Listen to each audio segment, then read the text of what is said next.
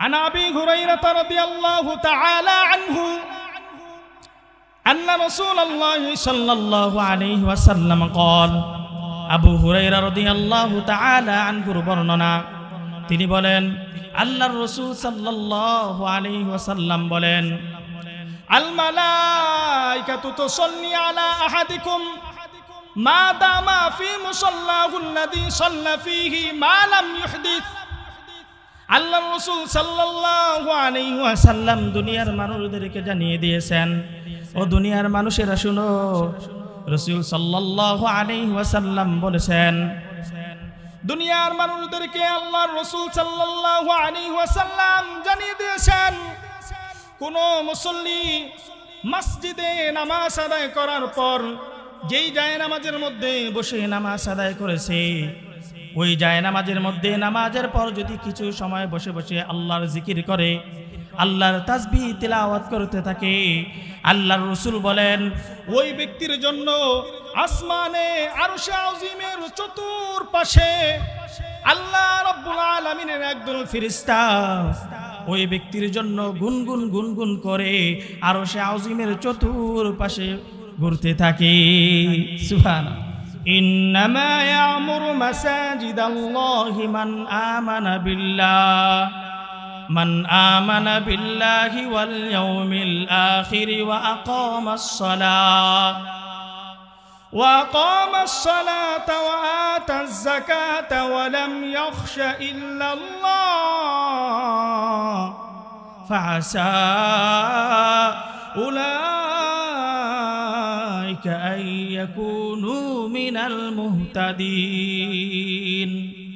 الله تعالى বলেন দুনিয়ার জমিনে আমার ঘর মসজিদ ওই মসজিদকে ওই সমস্ত ব্যক্তিরা ইবাদত করে যারা মান আমানা বিল্লাহ যারা আল্লাহর উপর ঈমান আনে মসজিদকে কারা ইবাদত করে যারা আল্লাহর উপর ঈমান আনে মান আমানা বিল্লাহ যারা আল্লাহর উপর ঈমান আনে ওই ব্যক্তিরাই আল্লাহর ঘর মসজিদকে ইবাদত করে যারা আল্লাহর উপর ঈমান আনে তারাই তো নামাজ পড়তে যায় নাকি বলেন কোনদিন কি দেখছেন ইহুদিরা খ্রিস্টানরা আমাদের মসজিদে নামাজ পড়তে গিয়েছে তাহলে যারা আল্লাহর উপর ঈমান এনেছে তারাই কেবলমাত্র মসজিদে যায় কথা বলুন ঠিক কিনা তাহলে আমরা এখানে আলহামদুলিল্লাহ যারা আছি আজকে এশারের নামাজ আদায় করেছি কিনা আমরা যারা এশারের নামাজ আদায় করেছি ফজরের নামাজ আদায় করেছি মাগরিব জোহর যারাই পড়েছি তাহলে বোঝা যাইতেছে আমরাও কি ঈমানদার বলেন না সুবহানাল্লাহ মজার মজার হাদিস আসবে আমার বানানো একটি কথাও চলবে না যতক্ষণ চলবে এখানে বসে প্রত্যেকটি হাদিসের কথা দিয়ে আলোচনা চলবে ইনশাআল্লাহ শুনবেন তো ইনশাআল্লাহ আল্লাহ তাআলা বলেন মসজিদ হলো আমার ঘর আমার ঘরে ওই ব্যক্তিরাই ইবাদত করে যারা আমি আল্লাহর উপর ঈমান আনে দুই নাম্বার যারা আল্লাহর ঘরে যারা নামাজ আদায় করে যারা যাকাত আদায় করে ওই ব্যক্তিরাই আল্লাহর ঘরকে ইবাদত করে জমিনের মধ্যে সুবহানাল্লাহ আল্লাহ তাআলা বলেন আশা করা যায় এই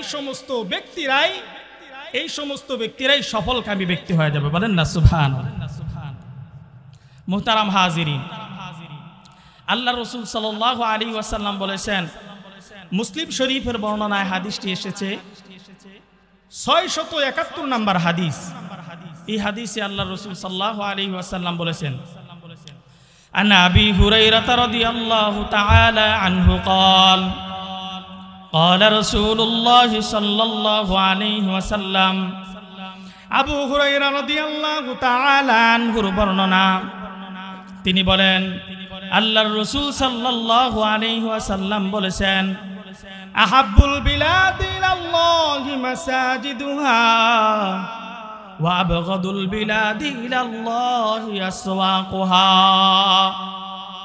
আল্লাহর নবীজি সাল্লাল্লাহু আলাইহি ওয়াসাল্লাম বলেন আল্লাহ তাআলার নিকট দুনিয়ার মধ্যে সবথেকে প্রিয় জায়গা পছন্দনীয় জায়গা হলো মসজিদ সমূহ এবং আল্লাহ রাব্বুল আলামিনের কাছে দুনিয়ার মধ্যে সবথেকে নিকৃষ্ট জায়গার নাম হলো বাজার সমূহ তাহলে আল্লাহর কাছে সবথেকে প্রিয় জায়গা কোনটি মসজিদ আর আল্লাহ তাআলার কাছে সবথেকে নিকৃষ্ট জায়গা কোনটি বাজার এই মসজিদ হলো সবথেকে দামি জায়গা, অথচ আমাদের প্রয়োজন ছিল এই মসজিদে বেশি থেকে বেশি সময় কাটানো। কথা বলেন ঠিক কিনা? কিন্তু আমরা উত্তম জায়গাতে সময় কম কাটাই, সময় বেশি কাটাই কোন জায়গায়? নিকৃষ্ট জায়গা বাজারে। নিকৃষ্ট জায়গা বাজারের মধ্যে বেশি সময় কাটাই। আল্লামা শামসুদ্দিন আয-যাহাবী রহিমাহুল্লাহর জগৎ বিখ্যাত কিতাবের নাম সিয়ার ওয়া আলামিন নুবালা। এই কিতাবের মধ্যে তিনি ওয়াকিয়া নিয়ে এসেছেন, ঘটনা নিয়ে এসেছেন। এমন একটা জামানা ছিল, এমন একটি সোনালী যুগ ছিল, যেই সোনালী যুগে মানুষেরা মসজিদের মধ্যে পড়ে থাকতো, সারা দিন ভর মসজিদের মধ্যে পড়ে থাকতো। বলেন না সুবহানাল্লাহ। সাঈদ ইবনে মুসাইয়িব রাহিমাহুল্লাহ তিনি বলেন, আমি আমার জিন্দেগিতে 30 বছর যাবত মসজিদে বসে বসে মুয়াজ্জিনের কণ্ঠের আজান আমি শুনেছি। বলেন না সুবহান। বলেন তো 30 বছর যাবত যদি কোনো ব্যক্তি মসজিদে বসে বসে আজান শুনতে চায়, তাহলে কমপক্ষে 30 মিনিট 20 মিনিট পূর্বে ওই ব্যক্তিকে মসজিদে উপস্থিত হওয়া লাগবে কি লাগবে না? তাহলে যিনি 30 বছর যাবত মসজিদে বসে বসে আজান শুনেছেন, তাহলে চিন্তা করুন ওই ব্যক্তি নামাজের কত মিনিট আগেই মসজিদে উপস্থিত থাকতেন। সুবহানাল্লাহ।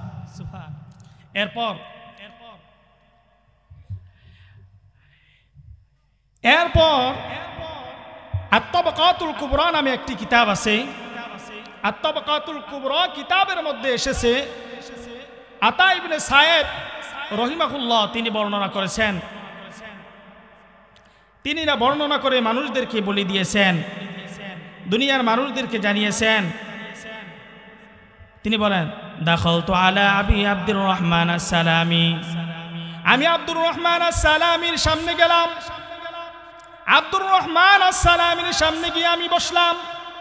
ওয়া হুয়া ফিল মসজিদ, আব্দুর রহমান আস-সালামি ওই সময় মসজিদের মধ্যে বসা ছিলেন। ফাকুলতু লাহু, আমি যাওয়ার পর তাকে বললাম, লাউ তাহাওয়ালতা ইলাল ফিরাশ, হযরত আমি জোহরের সময় আসলাম, আসার পর দেখি আপনি মসজিদের মধ্যে বসা আছেন। আসরের সময় আসলাম, আসার পর আমি পাইলাম আপনি মসজিদের মধ্যে বসা আছেন। জোহরেও মসজিদে পাইলাম, আসরেও আমি আপনাকে মসজিদে পাইলাম, মাগরিবেও আমি আপনাকে মসজিদে পাইলাম। লাউ তাহাওয়ালতা ইলাল ফিরাশ, যদি অল্প একটু সময়ের জন্য আপনি বিছানায় যাইতেন, তাহলে আপনার শরীর স্বাস্থ্য ভালো থাকতো। আতা ইবনে সায়েব তিনি বর্ণনা করেন, তিনি বলেন আব্দুর রহমান আস-সাঈদ তিনি এমন একটি উত্তর দিয়েছেন যে উত্তর দুনিয়ার মানুষদের জন্য ইতিহাস হয়ে থাকবে। আব্দুর রহমান আস-সালামি তিনি বলেন, আরে মিয়া, আমারও তো মন চায় আমিও আপনার মতো বাড়িতে যাই, আপনার মতো আমিও বাজারের মধ্যে ঘোরাঘুরি করি, কিন্তু নবীজি সাল্লাল্লাহু আলাইহি ওয়াসাল্লামের এক আজীব হাদিস, যখন থেকে নবীজির আজীব হাদিস আমি শুনেছি, ওই আজীব হাদিস শোনার পর থেকে আমি আর ঘর থেকে মসজিদ থেকে বের হতে পারি না। আল্লাহু আকবার। নবীজির আজীব হাদিস শোনার পর তিনি আর মসজিদ থেকে বের হতে পারে না। বলেন না সুবহানাল্লাহ। জোহরেও মসজিদে, আসরেও মসজিদে, মাগরিবেও মসজিদে, মসজিদ থেকে বের হয় না। কারণ কি? নবীজির এক আজীব হাদিস তিনি শুনছেন। কি হাদিস শুনেছেন? বুখারীতে হাদিসটি এসেছে, বুখারীর হাদিস নাম্বার 445 নাম্বার হাদিস। এই হাদিসের মধ্যে আল্লাহ রাসূল সাল্লাল্লাহু আলাইহি ওয়াসাল্লাম বর্ণনা করেছেন,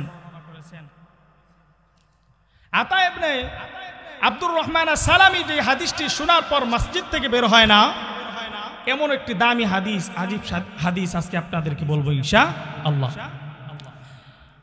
আন আবি হুরায়রা রাদিয়াল্লাহু তাআলা আনহু আন্না রাসূলুল্লাহ সাল্লাল্লাহু আলাইহি ওয়াসাল্লাম قال, আবু হুরায়রা রাদিয়াল্লাহু তাআলা আনহুর বর্ণনা, তিনি বলেন আল্লাহর রাসূল সাল্লাল্লাহু আলাইহি ওয়াসাল্লাম বলেন, আল মালাইকাতু তুসাল্লি আলা আহাদিকুম মা দামা ফি মুসাল্লাহু আল্লাযী সাল্লা ফীহি মা লাম ইউহদিস। আল্লাহর রাসূল সাল্লাল্লাহু আলাইহি ওয়াসাল্লাম দুনিয়ার মানুষদেরকে জানিয়ে দিয়েছেন, ও দুনিয়ার মানুষেরা শুনো, রাসূল সাল্লাল্লাহু আলাইহি ওয়াসাল্লাম বলেছেন, দুনিয়ার মানুষদেরকে আল্লাহর রাসূল সাল্লাল্লাহু আলাইহি ওয়াসাল্লাম জানিয়ে দিয়েছেন, কোন মুসল্লি মসজিদে নামাজ আদায় করার পর যেই জায়নামাজের মধ্যে বসে নামাজ আদায় করেছে, ওই জায়নামাজের মধ্যে নামাজের পর যদি কিছু সময় বসে বসে আল্লাহর জিকির করে, আল্লাহর তাসবিহ তিলাওয়াত করতে থাকে, আল্লাহর রাসূল বলেন ওই ব্যক্তির জন্য আসমানে আরশে আজিমের চতুর্পাশে আল্লাহ রাব্বুল আলামিনের একদল ফেরেশতা ওই ব্যক্তির জন্য গুনগুন গুনগুন করে আরশে আজিমের চতুর্পাশে ঘুরতে থাকে। সুবহানাল্লাহ। আরশে আজিমের চতুর্পাশে ঘুরে ঘুরে ওই ব্যক্তির জন্য দুইটা দোয়া করে। কয়টা দোয়া? দুইটা দোয়া করে। এক নাম্বার, ফেরেশতা বলে তাকুলু আল্লাহুম্মা গফির লাহু, আল্লাহ আপনার এই যে বান্দা নামাজ আদায় করার পর অল্প কিছু সময় বসে বসে তাসবিহ তিলাওয়াত করেছে, জিকির আজগার করেছে, আল্লাহ এই বান্দার জীবনের জিন্দেগির সমস্ত গুনাহগুলো ক্ষমা করে দিন। দুই নাম্বার, ফেরেশতা ওই আমলকারী ব্যক্তির জন্য দুই নাম্বার দোয়া করতে থাকে, আল্লাহুম্মা রহমহু, আল্লাহ এই বান্দার জীবনের জিন্দেগির সমস্ত গুনাহ মাফ করে দেন। দুই নাম্বার, আল্লাহ এই বান্দার উপর আল্লাহ আপনি রহমত নাজিল করে দিন। সুবহানাল্লাহ। তাহলে এই দোয়া আমাদের প্রয়োজন আছে না নাই? ফেরেশতাদের দোয়া যদি আমরা পেতে চাই তাহলে মসজিদে ইবাদত করে কিছু সময় ওইখানে বসে বসে তাসবিহ পড়তে হবে আমাদের। পারবো না ইনশাআল্লাহ? আল্লাহ তাআলা সমস্ত ভাইকে তাসবিহ পড়ার জন্য তৌফিক দান করুন, সকলে বলি আমিন। এবার কথা হলো, অনেক তো আমল আছে, আজকে কিন্তু আমরা আসছি এখানে আমল নিয়ে যাওয়ার জন্য। কি নিয়ে যাওয়ার জন্য? আমল নিয়ে যাওয়ার জন্য। নবীজির অসংখ্য অগণিত হাদিস আছে। আব্দুল্লাহ ইবনে মাসউদ রাদিয়াল্লাহু তাআলা আনহুমা তিনি আল্লাহর নবীজিকে জিজ্ঞাসা করেছেন, ইয়া রাসূলুল্লাহ, ইয়া হাবিবাল্লাহ, অনেক অসংখ্য অগণিত আমল আছে কুরআন হাদিসের মধ্যে পাই, কোন আমল আছে আল্লাহ তাআলার কাছে এই আমলটা সবথেকে উত্তম আমল, যে আমল করলে আসমানের মালিক জমিনের মালিক আল্লাহ বান্দার প্রতি খুশি হয়ে যায়, এমন একটা আমল বলে দেন। বলবো নাকি? বুখারী শরীফের বর্ণনায় হাদিসটি এসেছে। বুখারী শরীফের 527 নম্বর হাদিসে আল্লাহর নবীজি সাল্লাল্লাহু আলাইহি ওয়াসাল্লাম বলেছেন, আন আব্দুল্লাহ ইবনে মাসউদ রাদিয়াল্লাহু তাআলা আনহুমা قال سألت النبي صلى الله عليه وسلم। আব্দুল্লাহ ইবনে মাসউদ রাদিয়াল্লাহু তাআলা আনহুমার বর্ণনা, তিনি বলেন আমি আল্লাহর রাসূল সাল্লাল্লাহু আলাইহি ওয়াসাল্লামকে জিজ্ঞাসা করলাম, ইয়া রাসূলুল্লাহ, ইয়া হাবিবাল্লাহ, ওগো আল্লাহর নবী, আইয়ুল আমালি আহাব্বু ইলাল্লাহ, বিভিন্ন আমল তো কোরআনের মধ্যে পাই, বিভিন্ন আমল তো হাদিসের মধ্যে পাই, ইয়া রাসূলুল্লাহ, ইয়া হাবিবাল্লাহ, ওগো আল্লাহর নবী এমন কিছু আমলের কথা জানায় দেন যে আমল করলে আসমানের মালিক জমিনের মালিক আল্লাহ বান্দার প্রতি খুশি হয়ে যায়। নবী বলেন সালাসা, তিনটি আমল আছে। কয়টি আমল? আওয়াজ হয় না, জোরে বলেন কয়টি আমল? নবী বলেন তিনটি আমল আছে। দুনিয়ার কোন ব্যক্তি যদি এই তিনটি আমল করতে পারে, আসমানের মালিক জমিনের মালিক আল্লাহ ওই বান্দার উপর খুশি হয়ে যায়। সুবহানাল্লাহ। এক নাম্বার আমল হলো আসসালাতু আলা ওয়াক্তিহা। নবী আমার বলেন এক নাম্বার আমল, যে আমল করলে আসমানের মালিক জমিনের মালিক বান্দার প্রতি খুশি হয়ে যায়, এক নাম্বার আমল হলো যথা সময়ে নামাজ আদায় করা। কোন বান্দা যদি ঠিক সময় মতো নামাজ আদায় করে, আল্লাহর নবী বলেন আসমানের নিচে জমিনের উপর এই আমলটি আল্লাহ তাআলার কাছে বান্দার জন্য সব থেকে পছন্দনীয় আমল হয়ে যায়। সুবহানাল্লাহ। এই আমলটা আমরা সবাই করতে পারবো তো ইনশাআল্লাহ? দুই নাম্বার আমল হলো আবার সাহাবী জিজ্ঞাসা করেন, ইয়া রাসূলুল্লাহ সুম্মা আইয়ুন ইয়া রাসূলুল্লাহ, এরপর কোন আমল যে আমল করলে আল্লাহ বান্দার প্রতি খুশি হয়ে যায়? আল্লাহর নবী বলেন, ক্বালা বিররুল ওয়ালিদাইন, পিতামাতার যদি কোনো ব্যক্তি খেদমত করতে পারে। নবীজি সাল্লাল্লাহু আলাইহি ওয়াসাল্লাম বলেন, যেই সন্তান তার পিতামাতার খেদমত করবে, নবী আমার জানায় দেয় এই আমলটি আল্লাহ রাব্বুল আলামিনের কাছে সবথেকে প্রিয় আমল হয়ে যায়। সুবহানাল্লাহ। 3 নাম্বার হলো নবীজি বলেন, আল জিহাদু ফি সাবিলিল্লাহ, আল্লাহর রাস্তায় জিহাদ করা, এই আমলটিও আল্লাহ রাব্বুল আলামিনের কাছে সবথেকে পছন্দনীয় আমল হয়ে যায়। বলেন না সুবহানাল্লাহ। তাহলে সময় মতো নামাজ পড়তে পারবো তো ইনশাআল্লাহ? এই যে আমাদের মসজিদ, আমাদের এলাকার মসজিদ, মসজিদের সাথে আমাদের সম্পর্ক একেবারে কম হয়ে গেছে, ঠিক কিনা বলুন? বুখারী শরীফের বর্ণনা আসছে 660 নাম্বার হাদিস, আল্লাহ রাসূল সাল্লাল্লাহু আলাইহি ওয়াসাল্লাম বলেছেন, ক্বালা রাসূলুল্লাহ সাল্লাল্লাহু আলাইহি ওয়াসাল্লাম, সাবাতুন ইযিল্লুহুমুল্লাহু ফি যিল্লিহি ইয়াওমা লা যিল্লা ইল্লা যিল্লুহু, কিয়ামতের এমন কঠিন মুহূর্ত আসবে, এমন কঠিন এক দিন আসবে, যেই দিন আরশে আযীমের ছায়া ছাড়া আর কোনো ছায়া পাওয়া যাবে না। ওই দিন আল্লাহ রাব্বুল আলামিন 7 শ্রেণীর ব্যক্তিকে আরশে আযীমের নিচে ছায়া দান করবেন। এই ব্যক্তিদের মধ্য থেকে একজন ব্যক্তি হলো রাজুলুন কলবুহু মুআল্লাকুন ফিল মাসাজিদ, যেই ব্যক্তির হৃদয় অন্তর মসজিদের সাথে ঝুলানো থাকবে, সম্পৃক্ত থাকবে। আল্লাহর নবী আমার বলেন, ওই ব্যক্তিকেও কাল কিয়ামতের কঠিন ময়দানে আল্লাহ রাব্বুল আলামিন আরশে আযীমের নিচে ছায়া দান করবেন। সুবহানাল্লাহ। আমরা তো আরশে আযীমের নিচে সবাই থাকতে চাই ইনশাআল্লাহ। আরশে আযীমের নিচে ছায়া পেতে চাইলে আমাদের মসজিদে যাওয়ার বিকল্প আর কোনো রাস্তা নাই। কথা বলুন ঠিক কিনা? মসজিদে যেতে হবে। এইবার কথা হচ্ছে, যারা মসজিদে যায়, সকাল সন্ধ্যা মসজিদে যায়, তারা কার মেহমান বলুন? আল্লাহর মেহমান। কার মেহমান? বুখারী শরীফের বর্ণনা এসেছে, আবু হুরায়রা রাদিয়াল্লাহু তাআলা আনহু বর্ণনা করেছেন, বুখারী শরীফের 662 নম্বর হাদিসে আল্লাহর নবীজি সাল্লাল্লাহু আলাইহি ওয়াসাল্লাম বলেছেন, আন আবি হুরায়রা রাদিয়াল্লাহু তাআলা আনহু قال قال رسول الله صلى الله عليه وسلم, আল্লাহর নবীজি সাল্লাল্লাহু আলাইহি ওয়াসাল্লাম বলেন, মান গাদা ইলাল মাসজিদ ওয়া রাহা আ'আদাল্লাহু লাহু নুজুলাহু মিনাল জান্নাতি কুল্লামা গাদা আও রাহা। আল্লাহর নবীজি বলেন, যে ব্যক্তি সকাল সন্ধ্যা আল্লাহর ঘর মসজিদের মধ্যে যায়, সকালে আল্লাহর ঘর মসজিদে যায়, সন্ধ্যাতেও বান্দা আল্লাহর ঘর মসজিদে যায়, নবী আমার বলেন এই ব্যক্তি হলো আল্লাহর ঘরের মেহমান। সুবহানাল্লাহ। যে ব্যক্তি সকালেও মসজিদে যাবে, সন্ধ্যাতেও মসজিদে যাবে, নবী বলেন ওই ব্যক্তি হলো আল্লাহ রাব্বুল আলামিনের একজন স্পেশাল মেহমান। বলেন না সুবহানাল্লাহ। আমরা তো সবাই আল্লাহর ঘরের মেহমান হতে চাই ইনশাআল্লাহ। ইবনে মাজাহ শরীফের বর্ণনা, ইবনে মাজাহ হাদিসের কিতাব, যেগুলো বলতেছি সবগুলো হাদিসের কিতাব থেকে বলতেছি, বানোয়াটি কোনো কথা নয়।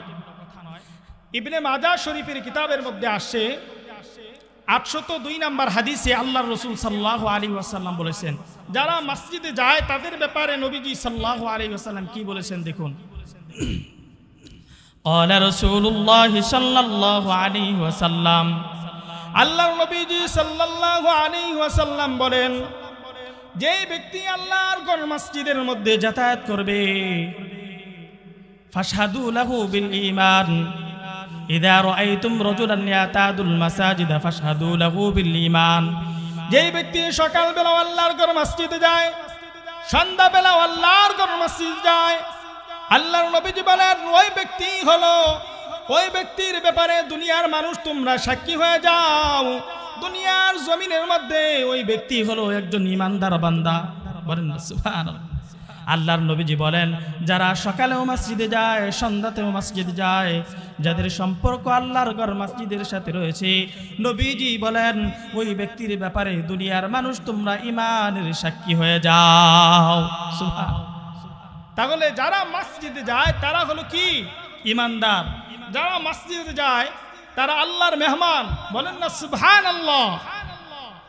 মুহতারাম হাজিরিন, আল্লাহ রাসূল সাল্লাল্লাহু আলাইহি ওয়াসাল্লাম বলেছেন, বুখারী শরীফের বর্ণনা 528 নম্বর হাদিস, আন আবি হুরায়রা রাদিয়াল্লাহু তাআলা আনহু قال قال رسول الله صلى الله عليه وسلم, আবু হুরায়রা রাদিয়াল্লাহু তাআলা আনহুর বর্ণনা, তিনি বলেন, সামি'তু an-নাবিয়্য সাল্লাল্লাহু আলাইহি ওয়াসাল্লাম ইয়াকুল, আমি আল্লাহর নবীজি সাল্লাল্লাহু আলাইহি ওয়াসাল্লামকে বলতে শুনেছি। নবীজি বলেন, আরাআইতুম লাউ আন্না নাহরান বিবাবি আহাদিকুম ইয়াগতাসিলু ফীহি কুল্লা ইয়াওমিন খামসান মা তাকুলু যালিকা। ও সাহাবায়ে কেরাম, বলো, তোমাদের কারো বাড়ির সামনে যদি একটি নদী থাকে, নহর থাকে, আর ওই নদীতে প্রতিদিন কোনো একজন ব্যক্তি 5 বেলা গোসল করে, তাহলে বলো ওই ব্যক্তির শরীরে কোনো ময়লা থাকবে নাকি? সাহাবায়ে কেরাম বলেন, ইয়া রাসূলুল্লাহ, ইয়া হাবিবাল্লাহ, ক্বালু লা ইউকি মিন দারনিহি। আল্লাহর নবীজিকে বলেন সাহাবায়ে কেরাম, ইয়া রাসূলুল্লাহ, ইয়া হাবিবাল্লাহ, যে ব্যক্তি 5 বেলা এক নদীতে গোসল করবে, ওই ব্যক্তির শরীরের মধ্যে কোনো ময়লা থাকতে পারে না। আল্লাহর নবীজি বলেন, ফাযালিকা মিসলু সালাওয়াতিল খামসি ইয়ামহুল্লাহু বিহিল খাতায়া। এটি হলো দুনিয়ার আমার ওই বান্দার উপমা, ওই বান্দার উদাহরণ, যেই বান্দা জমিনের মধ্যে 5 বেলা 5 ওয়াক্ত মসজিদের মধ্যে নামাজ আদায় করে। নবীজি সাল্লাল্লাহু আলাইহি ওয়াসাল্লাম বলেন, 5 বেলা নামাজ পড়লে আল্লাহ তাআলা ওই বান্দার জীবনের জিন্দেগির সমস্ত গুনাহগুলো মাফ করে দেন। সুবহানাল্লাহ। করছে শয়তানকে একবেলা খাবার খাওয়াবে। কি মান্নত করছে? শয়তানকে একবেলা খাবার খাওয়াবে। এ বেড়ায় তো মান্নত করে বিপদে পড়ে গেছে যে আমি এই বিপদ মুসিবত থেকে যদি বাঁচতে পারি, শয়তানকে একবেলা খাবার খাওয়াবো।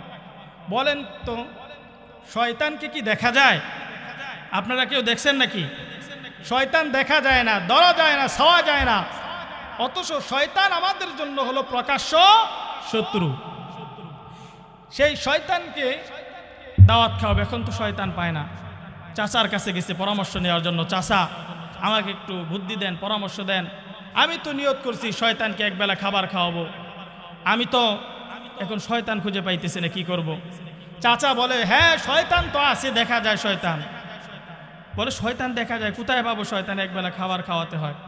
বলে, আজকে তুমি মসজিদে যেয়ে বসে থাকবা, দাঁড়ায় থাকবা, দেখবে যেই ব্যক্তি সবার শেষে মসজিদে ঢুকতেছে এবং সবার আগে মসজিদ থেকে বের হইতেছে, মনে করবা ওই ব্যক্তিকেই শয়তান আজকে ধরছে, যার কারণে সবার পরে মসজিদে নিয়ে গেছে, আবার আগে আগে মসজিদ থেকে নিয়ে আসছে। এবার সবার পরে গেছে, আবার আগে চলে আসছে। ওই লোক তো বসে রয়েছে যে দেখবো আজকে আমি শয়তানকে খাওয়াবো, বসে রয়েছে। হঠাৎ করে ঘটনাক্রমে ওই দিন চাচা সবার শেষে মসজিদে গেছে, আবার তাড়াহুড়া করে চাচা আবার মসজিদ থেকে আগে বের হয়ে আসে। যখন চাচা দৌড়াইয়া তাড়াহুড়া করে বের হয়ে যাইতেছে, বলে, চাচা চাচা দাঁড়ান দাঁড়ান। যে কি ব্যাপার? বলে, আজকে আমার সাথে একটু বাড়িতে যাইতে হবে, আপনাকে আমার বাড়ির মেহমান বানাবে। বাড়িতে নিচে সুন্দরভাবে খাবার দাবার শেষ করে বলে, ভাতিজা বুঝলাম না, জীবনেও তো মেহমানদারি আমারে করাও না, আজকে হঠাৎ এত ভালো খাবার দাবারের ব্যবস্থা, কারণ কি? তিনি বলেন, চাচা আপনিই তো বলছেন, আমি যে মান্যত করছিলাম শয়তান তো আমি খুঁজে পাই না।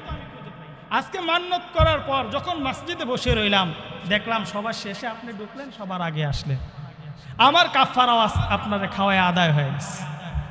বলেন তো, সমাজের মধ্যে এমন মানুষ আছে না নাই, যারা সবার শেষে যায়, নামাজ শেষ হইতে দেরি, আগে বাইরে হইতে দেরি নাই?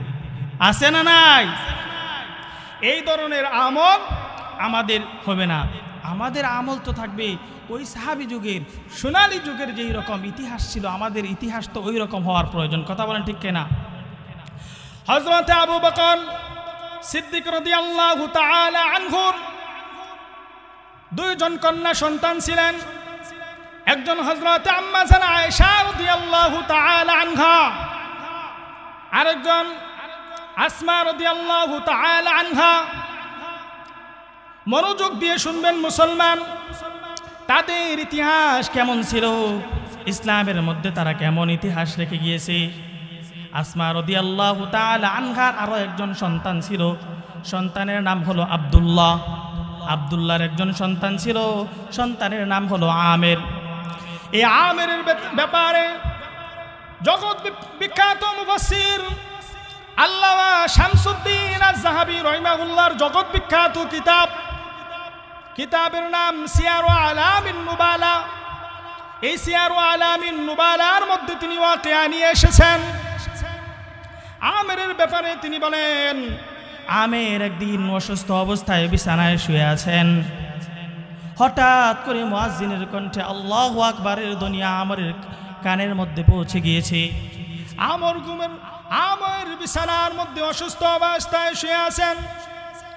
মুয়াজ্জিনের কণ্ঠে আল্লাহু আকবারের ধ্বনি যখন শুনেছেন, শোনার সাথে সাথে তিনি পরিবারের লোকেদেরকে ডেকে ডেকে বলেন, খুযু বিয়াদি, এ পরিবারের লোকেরা, তোমরা আমার হাত ধরো, আমাকে টেনে টেনে আল্লাহর ঘর মসজিদ পর্যন্ত নিয়ে যাও। আল্লাহু আকবার বলেন, আমি অসুস্থ, আমাকে টেনে টেনে আল্লাহর ঘর মসজিদ পর্যন্ত নিয়ে যাও। পরিবারের লোকেরা ডেকে বলেন, আমরকে ডেকে বলেন, ফাকিলা লাহু ইন্নাকা সাকিম।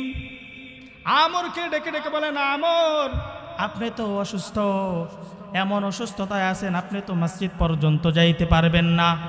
আমের বলেন, ওয়ালাকিন্নী সামিআতুন নিদা, এ পরিবারের লোকেদেরকে ডাক দিয়া বলে, এলিমিয়া শুনো, আমি জানি আমি অসুস্থ, আমি মসজিদ পর্যন্ত যাইতে পারবো না। ওয়ালাকিন্নী সামিআতুন নিদা, আমি যে মুয়াজ্জিনের কণ্ঠের আজান শুনে ফেলেছি, মুয়াজ্জিনের কণ্ঠের আজান শোনার পর আমি কিভাবে ঘরের মধ্যে বসে থাকবো? আমি তো মুয়াজ্জিনের কণ্ঠের আজান শোনার পর ঘরের মধ্যে আর বসে থাকতে পারবো না। কিতাবের মধ্যে ওয়াকিয়া এসেছে, আমের অসুস্থ অবস্থায় মসজিদের মধ্যে গিয়েছে, ইমামের সাথে নামাজের মধ্যে দাঁড়িয়ে গিয়েছে। কিতাবের মধ্যে বর্ণিত হয়েছে, ফাদাখালা মাআল ইমাম, আমের নামাজের মধ্যে ইমামের সাথে দাঁড়িয়ে গিয়েছে। ফারাকা রাকান, এক রাকাত নামাজ ইমামের পিছনে দাঁড়িয়ে নামাজ আদায় করেছেন। যেই কিনা আমের দ্বিতীয় রাকাতের জন্য সিজদায় গিয়েছেন, ওই মুহূর্তে আল্লাহ রাব্বুল আলামিন মালাকুল মাউত আজরাইলকে আমের নিকট পাঠিয়ে দিয়েছেন। আমের সিজদারত অবস্থায় আর আজরাইল আমিন আমরের রূহটা নিয়ে আল্লাহর কাছে হাজির হয়ে গেছেন। এর নাম না হলো মৃত্যু। আমাদের মৃত্যুটা যদি এমন মৃত্যু হতো, শেষ মৃত্যুটা যদি আমাদের এমন হতো, শেষ নিঃশ্বাসটা যদি এভাবে চলে যেত, সিজদারত অবস্থায় রবের পায়ের মধ্যে সিজদা লাগিয়েছি, রবের কুদরতি কদমের মধ্যে আমাদের কপালটাকে আমরা লাগিয়ে দিয়েছি, আর মালাকুল মাউত এসে ওই মুহূর্তে হাজির হয়ে গেছে, আমাদের রূহটা নিয়ে বিদায় হয়ে গেছে। এমন মৃত্যু যদি আমাদের হতো, জীবনটা আমাদের দণ্ড হয়ে যেত। আমাদের মৃত্যু কিভাবে এমন হবে?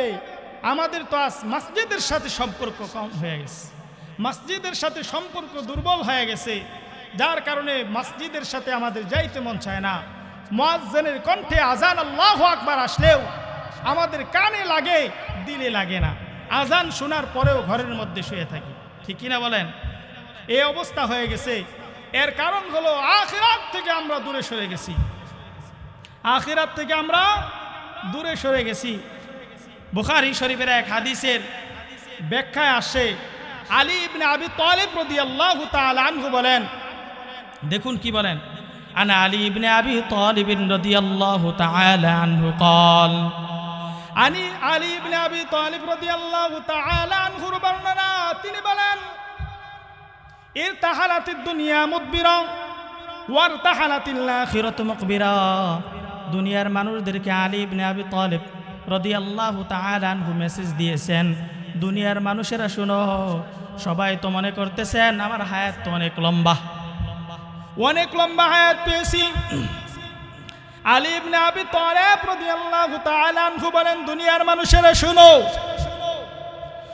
দুনিয়ার হায়াতের জিন্দেগি তোমার আস্তে আস্তে কমে যাইতেছে, প্রতিদিন একদিন চলে যাইতেছে, দুনিয়ার হায়াত কমে যাইতেছে, আর আখিরাত আস্তে আস্তে আপনার আমার সামনে আসতেছে। ঠিক কিনা বলুন? এই যে 20 বছরের সময় চলে গেছে, আমার হায়াতের জিন্দেগি আছে না চলে গেছে? চলে গেছে। আর দুনিয়ার জিন্দেগি চলে গেছে, আখিরাতের জিন্দেগি সামনে হইতেছে, সামনে আসতেছে। ঠিক কিনা বলুন? তিনি বলেন, ইরতাহালাতিদ দুনিয়া মুদবিরাতা ওয়া ইরতাহালাতিল আখিরা ওয়া লিকুল্লি ওয়াহিদিন মিনহুমা বানুন। দুনিয়ার সন্তান আছে, আখিরাতেরও সন্তান আছে। ফাকুনু মিন আবনাইল আখিরা, তোমরা আখিরাতের সন্তান হও। ওয়ালা তাকুনু মিন আবনাইদ দুনিয়া, তোমরা দুনিয়া থেকে দুনিয়ার সন্তান হয়ো না। ফাইন্নাল ইয়াউমা আমালুন ওয়ালা হিসাবা ওয়া গাদান হিসাবুন ওয়ালা আমালা। কেন মুসলমান? আলী ইবনে আবি তালেব রাদিয়াল্লাহু তাআলা আনহু বলেন, আজকের দিন হলো আমলের জিন্দেগির দিন। আজকের দিন চাইলে আমল করতে পারবেন, আগামীকাল চাইলেও আমল করার কোনো সুযোগ নাই। আগামীকাল ভোরের সূর্য যদি আল্লাহ না দেখায়, তাহলে এই ঘুমের মাধ্যমে আমাকে কবরে যাওয়া লাগবে কি লাগবে না? ঘুমের মাধ্যমে একেবারে কবরে। আবার ইসরাফিল আলাইহিস সালাতু ওয়াস সালাম যখন সিংহাতে ফুৎকার দিবেন, তখন ওই ময়দানে মাহশারের মধ্যে আমি দাঁড়িয়ে যাব। এছাড়া আর আমার জাগ্রত হওয়ার সুযোগ নাই। সুযোগ আছে? সুযোগ নাই। এই জন্য মুহতারাম হাজিরিন, আজকের দিন হচ্ছে আমলের জিন্দেগি। আজকের দিনেই আমাদেরকে আমল করা লাগবে। মুহতারাম হাজিরিন, আমলের জিন্দেগি আমরা গুছিয়ে নেই। কিভাবে আমরা আমল করব, আমলের জিন্দেগির দিকে যাই। মসজিদের সাথে এই জন্য আমাদের সম্পর্ক রাখার প্রয়োজন আছে না ভাই?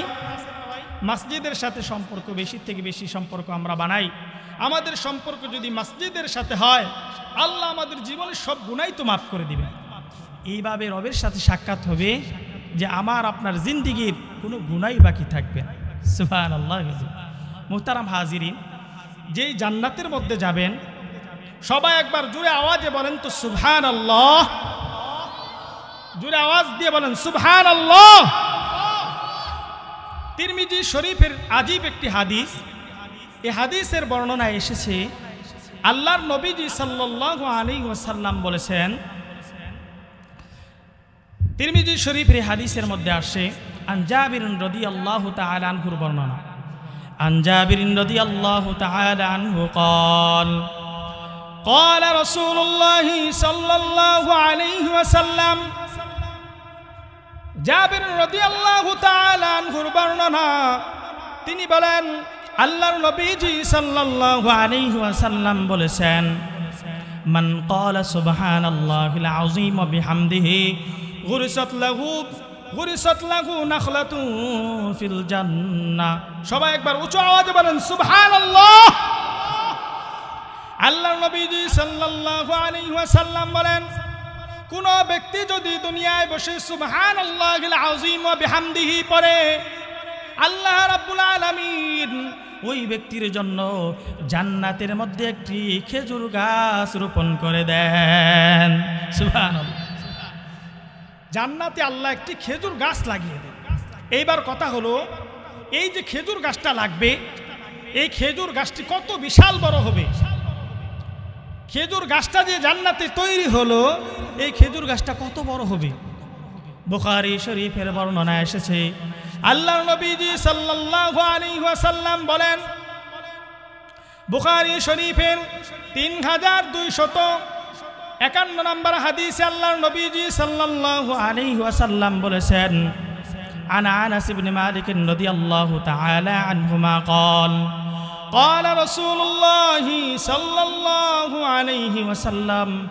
আনাস ইবনে মালিক রাদিয়াল্লাহু তাআলা আনহুর বর্ণনা, তিনি বলেন, আল্লাহর নবীজি সাল্লাল্লাহু আলাইহি ওয়াসাল্লাম বলেন, ইন্না ফিল জান্নাতি লা শাজারাতান ইয়াসিরুর রাকিবু ফি যিল্লিহা মিয়াতু আম লা ইয়াকতাউহা। আল্লাহর নবীজি বলেন, জান্নাতের মধ্যে এক একটি বৃক্ষ হবে এত বিশাল এত বিশাল। ওই জান্নাতি বৃক্ষের নিচ দিয়ে জান্নাতি একজন আরোহী ব্যক্তি 100 বছর পর্যন্ত ঘুরতে থাকবে, ওই জান্নাতি গাছের ছায়া অতিক্রম করতে পারবে না। সুবহান, এত বিশাল একটি গাছ তৈরি হয়ে যাবে জান্নাতের মধ্যে। মুহতারাম হাজিরি, ওই যেই জান্নাতের মধ্যে গাছটি তৈরি হলো, ওই গাছটি কি দ্বারা তৈরি হবে? তিরমিজি শরীফের বর্ণনায় এসেছে 2525 নম্বর হাদিসে আল্লাহর নবীজি সাল্লাল্লাহু আলাইহি ওয়াসাল্লাম বলেন, আবু হুরায়রা রাদিয়াল্লাহু তাআলা আনহু বর্ণনা করেন, আন আবি হুরায়রা রাদিয়াল্লাহু তাআলা আনহু قال قال رسول الله صلى الله عليه وسلم আল্লাহর নবীজি সাল্লাল্লাহু আলাইহি ওয়াসাল্লাম বলেন, মা ফিল জান্নাতি শাজারাতুন ইল্লা ওয়াসাকুহা মিন যাহাব, জান্নাতের মধ্যে প্রত্যেকটি গাছ হবে স্বর্ণ দ্বারা নির্মিত। বলেন না সুবহানাল্লাহ। জান্নাতের প্রত্যেকটি গাছ কি দ্বারা নির্মিত হবে? স্বর্ণ দ্বারা নির্মিত হবে। প্রত্যেকটা গাছ স্বর্ণ দ্বারা নির্মিত হবে। সুবহানাল্লাহি ওয়া বিহামদিহি। এইবার কথা হলো, যেই জান্নাতে আমরা ঢুকবো, আজ পর্যন্ত কি কেউ ওই জান্নাত আমরা দেখতে পেয়েছি? কেউ জান্নাতে দেখি নাই। স্বয়ং রাসূল আরবি সাল্লাল্লাহু আলাইহি ওয়াসাল্লাম হাদিসের মধ্যে বলেছেন, আল্লাহ তাআলা হাদিসে কুদুসির মধ্যে বলেছেন, ওই জান্নাত দুনিয়ার কোনো মানুষ দেখে নাই, জান্নাত সম্পর্কে কোনো কান আজ পর্যন্ত শুনে নাই। আমরা কোথায় থেকে জান্নাত দেখব? আমাদের কল্পনাতেও সেই জান্নাত সম্পর্কে আসতে পারে না, ধারণাই হতে পারে না। বলেন না সুবহানাল্লাহ। কি আজীব জান্নাত বানায় রাখছেন। যেই জান্নাতের মধ্যে আমরা ঢুকবো, নবীজি সাল্লাল্লাহু আলাইহি ওয়াসাল্লাম বলেছেন, দুনিয়ার মানুষ তোমরা কি জানো যেই জান্নাতে ঢুকবে ওই জান্নাতটা কি দ্বারা আল্লাহ বানিয়েছেন? নবীজি সাল্লাল্লাহু আলাইহি ওয়াসাল্লাম বলেছেন, তিরমিজি শরীফের বর্ণনায় এসেছে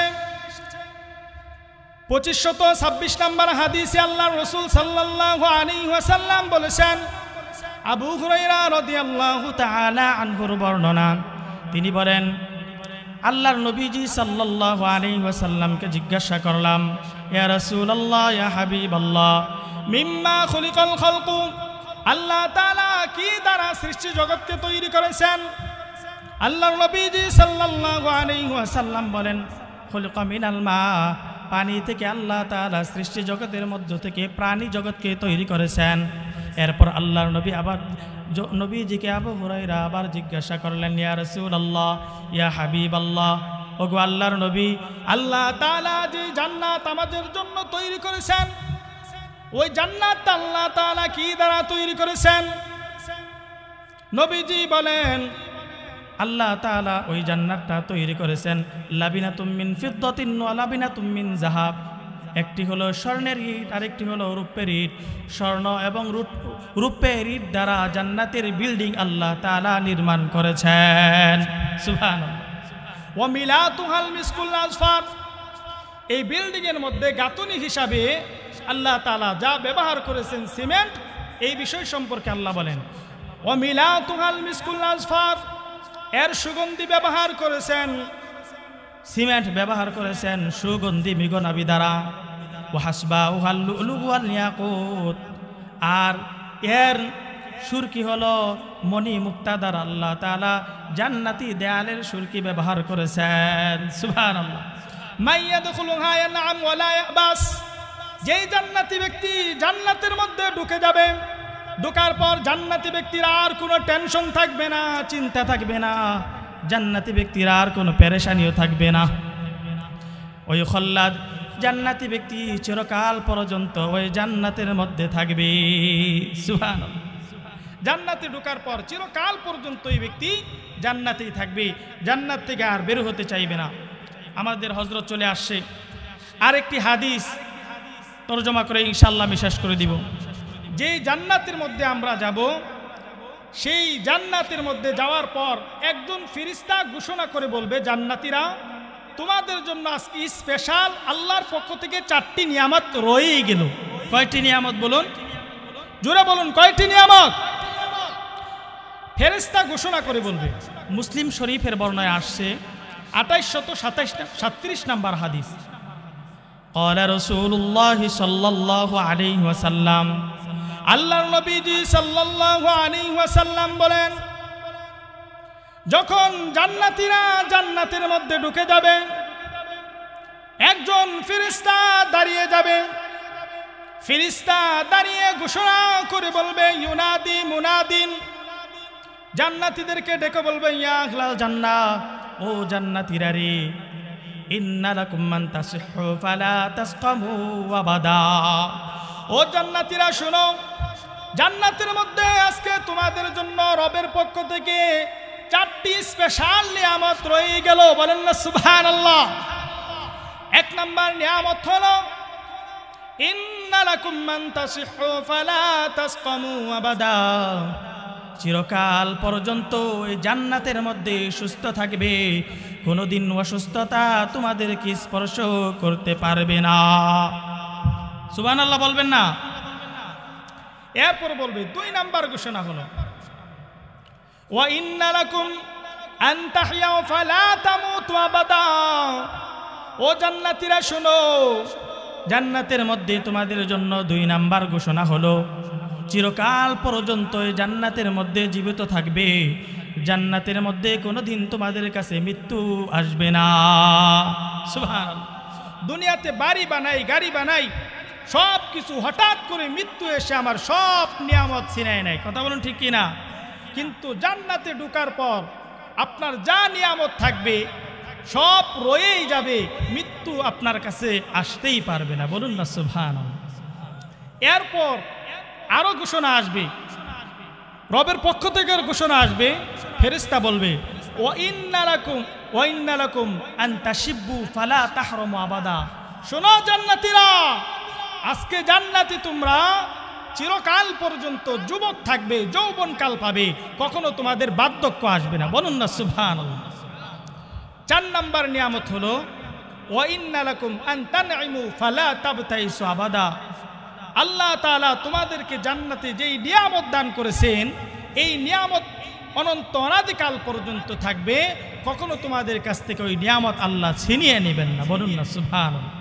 মুহতারাম হাজিরিন, আল্লাহ তাআলা আমাদেরকে, সমস্ত ভাইদেরকে মসজিদের সাথে, আল্লাহ তাআলার প্রিয় ঘরের সাথে সম্পর্ক স্থাপন করে চিরস্থায়ী ঠিকানা জান্নাতে যাওয়ার মতো তৌফিক দান করুন। সকলে বলে আমিন। ওয়া আখির দাওয়ানা আনিল হামদুলিল্লাহি রাব্বিল আলামিন।